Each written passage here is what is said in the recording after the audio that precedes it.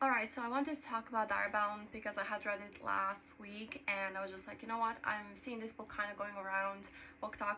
First off, I feel like a lot of people are comparing this book to Fourth Wing, and there are some similarities. However, I don't think it's like the exact same thing or just that similar to be compared to Fourth Wing, although the start of it does kind of feel like it because you do get the trials and you do get a vault that you're bound to.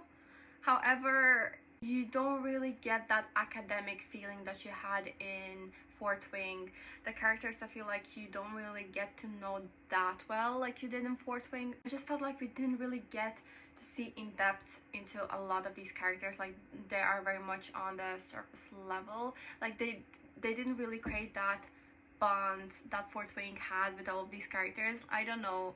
And I think the biggest downfall for me why this wasn't even 5 stars or close to 5-star book was because usually trials in fantasy books would be my favorite, like my absolute favorite part of a fantasy book, like if they have trials, of course.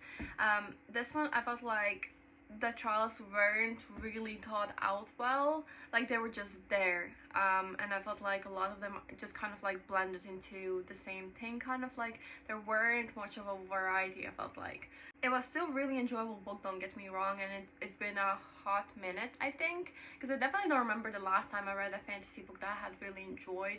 So I do think like this one was worth the read. I did like the writing style. The plot was like genuinely intriguing enough. Just few things that I have noticed, basically.